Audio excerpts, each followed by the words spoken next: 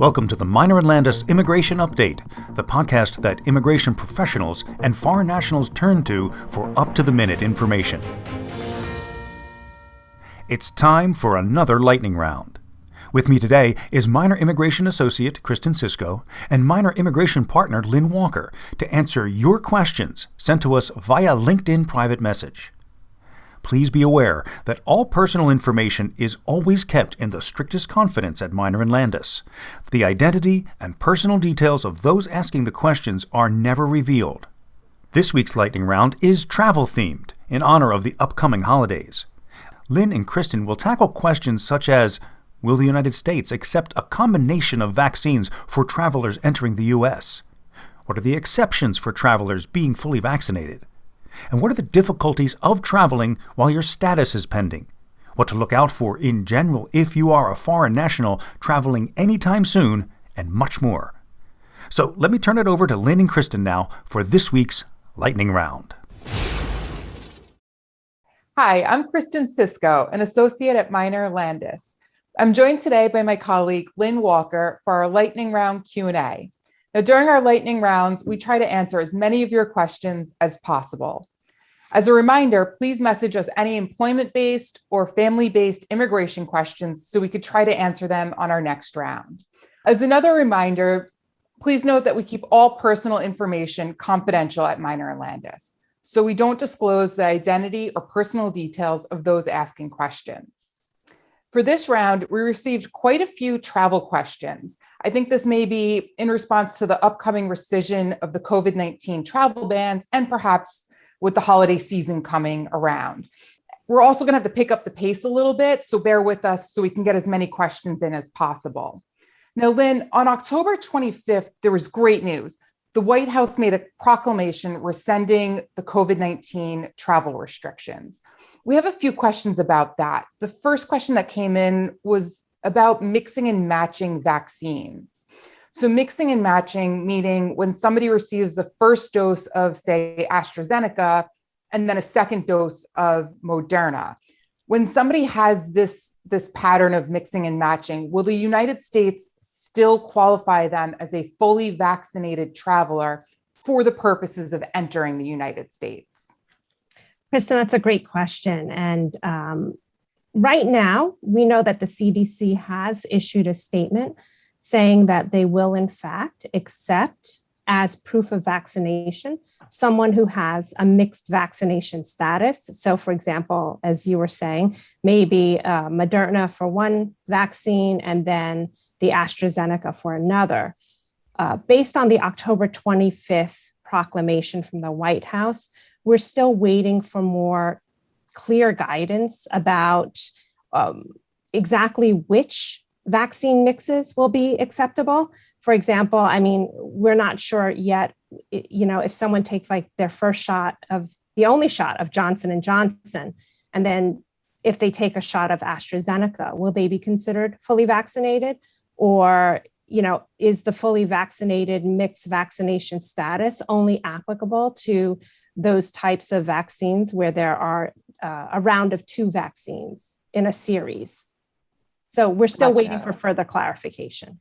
That's helpful, though, very helpful. The next question is a very broad question. Somebody wants to know about the exceptions for travelers being fully vaccinated. So what exceptions there are? Maybe you could just kind of briefly outline and run through some of the more salient ones. Sure.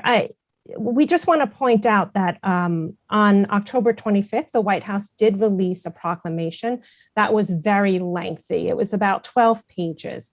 And we wrote a client alert, which was published on Constant Contact, as well as LinkedIn, which lists in detail all of the individuals who are deemed to be exempted from the vaccination requirement.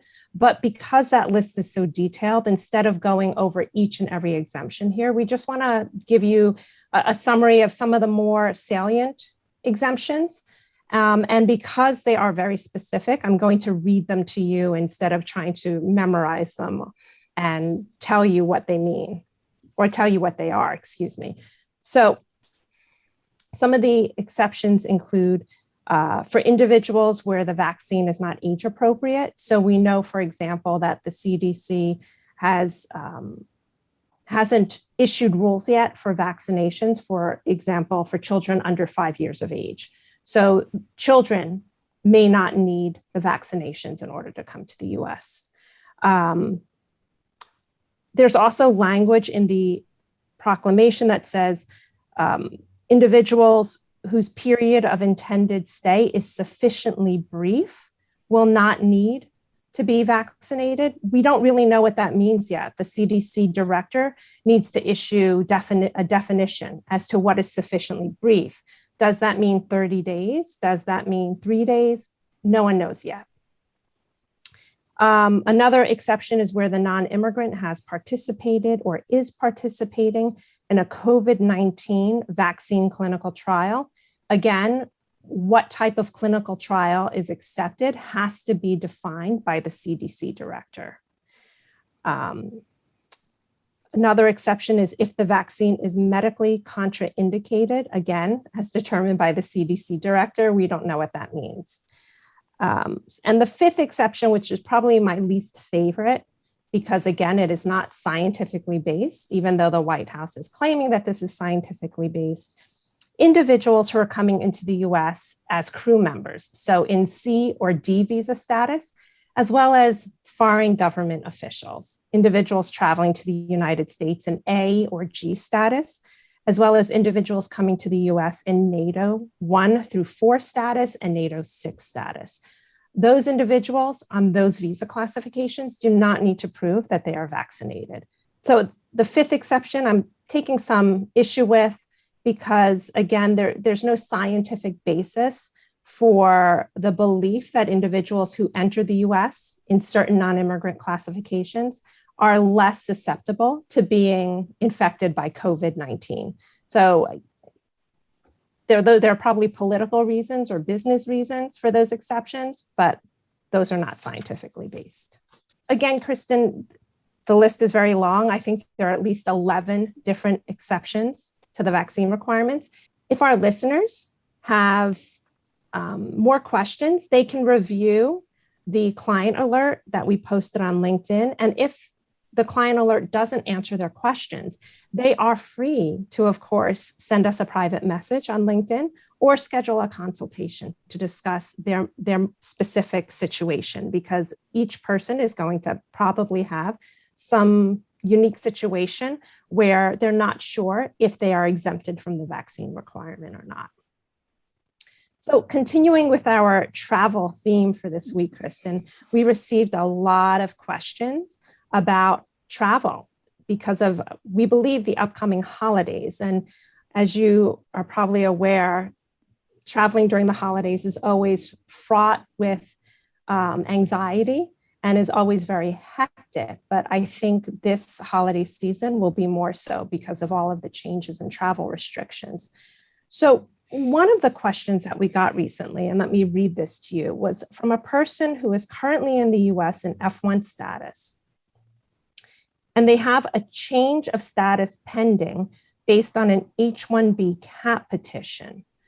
Can they travel while this change of status petition is pending? So let me just kind of clarify. F1 is student visa for some of our listeners that may be a little bit confused with the alphabet of visas. Yes. Unfortunately, in this particular context, if you're changing your status and you travel while that change of status is pending, the change of status is going to be deemed abandoned. So that means the underlying petition, so for in this case, the H-1B petition by the employer, that can still be approved. But the actual change of status for the foreign national going from F1 to H-1B, that's going to be deemed abandoned if they leave the United States while it's still pending.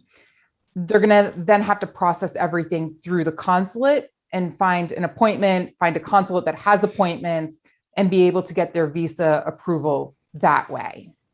So that's quite a sticky situation. So based on that and what you've been hearing lately, and with all the travel changes and restrictions being lifted, what's happening at the US embassies? How easy is it right now for someone to get a visa appointment?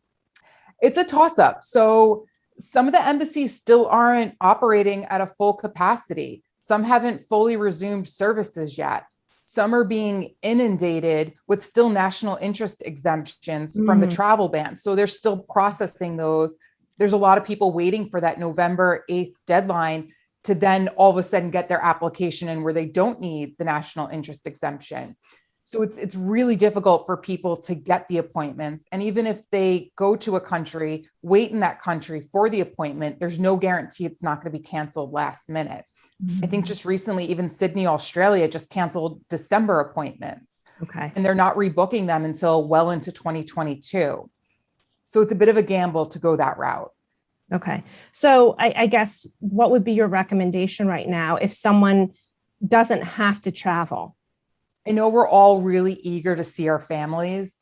I know it's been a really long time, especially for foreign nationals in the United States that may have not seen their family since 2019 even.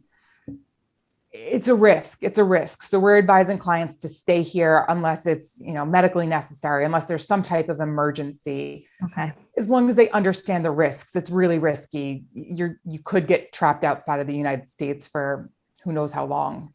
Okay. That's great advice because people are, I think, starting to book travel arrangements, and you have to, I guess, put into that equation. If you're working in the US, how long can you stay out of the US and still keep your job, right? That might be something you have to consider, because if you're going to be stuck out for 3 months or 4 months, that's something you need to clear with your employer first. Right. So changing the scenario a little bit, what if a person's change of status petition was approved? So let's say hypothetically you're that F1 student and your H-1B has been approved with a start date of November 15th, but you'd like to leave the US and go abroad December 28th. Let's say all things are starting to go back to normal. What would a person need to bring with them, or what are the next steps if you're going to travel abroad and your H-1B change of status petition has been approved? So it's approved. You need the original approval notice. Chances are you're not going to have that visa stamp yet because it just got approved. You never made an appointment to get the visa stamp. So to get back into the United States, you're going to need a visa stamp. To get the visa stamp, you're going to need to make an appointment at the consulate or embassy abroad. Assuming all things go flawlessly and you're able to get that appointment and you're able to show up to that appointment, you need to make sure that you bring a valid passport with you for the length of your visa. So if you've got an H-1B that's valid for 3 years, your passport needs to be valid for the entire 3 years, the entire duration that you'll be in the United States. You need to bring your original approval notice with you because some of the embassies are requesting that original approval notice. Also, an updated employment verification letter. So a letter from your employer saying, yes, this person's still currently employed. They still work with us. This is their salary, all those particulars. And then their education credentials, so their diploma and their transcripts. Okay. So you mentioned that a person needs to make sure that their passport is still valid. Well, not just valid, obviously. You need a valid passport to get the visa, but it should be valid for the duration of your planned stay in the US. Why is that important? So this is very important because immigration laws require foreign nationals to have passports valid for the duration of their stay in the US. Now, if a foreign national enters the United States with a passport, say that's valid to December 2022, but their visa is actually valid much longer, CBP will only admit them until the expiration date of their passport, not the actual expiration date of their approval notice. So they may be cutting themselves short there, where they're going to need to extend their status. And they may also not recognize that. So it may fall off their radar. They may not realize, oh, wait, my I-94 says a date different from my approval notice. There's also additional fees that the employer is going to need to pay to extend that status much earlier than otherwise. So that leads, I guess, to another really important question then. So what if my I-94 expires earlier? What's the problem with that, right? Because I have a visa that's good for 3 years and an approval notice that's good for 3 years. What's the issue with the I-94? So you're only admitted in the United States until the date on your I-94. So that is a very crucial date to be aware of and to constantly check. So if there's any mistakes in that date, you could get in trouble and you could inadvertently fall out of status. Okay. So that's a very important date. I'm glad you brought that up, because a lot of times people enter the country and they don't realize there's a mistake on their I-94, something happens, they fall out of status. That's a problem.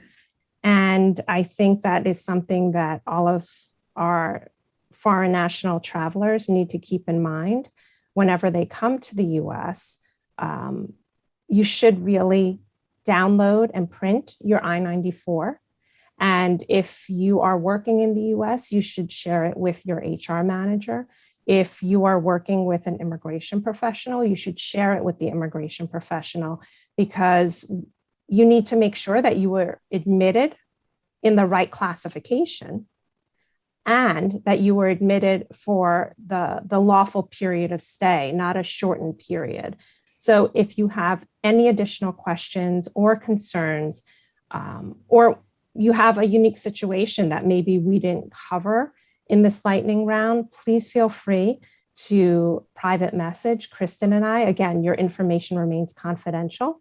If it is a question that we can answer very briefly, we will do so. And then we will share the information, obviously not your name and details, but share the question and the answer in our next lightning round.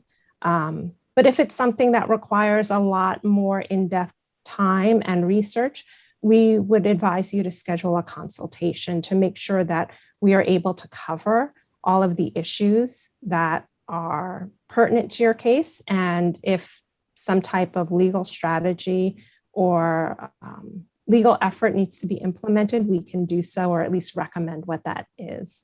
So thank you once again, and please feel free to follow us on LinkedIn and also to download our podcast, which is available on your favorite app by searching Meyner and Landis. Thank you. Disclaimer: the information contained herein is intended only for educational or informational purposes and is not a substitute for legal advice. Further, listening to this HR tip in no way establishes an attorney-client relationship between you and Meyner and Landis LLP. Listeners should consult legal counsel for definitive advice regarding the current law and regulations and how those apply to your unique situation within your organization.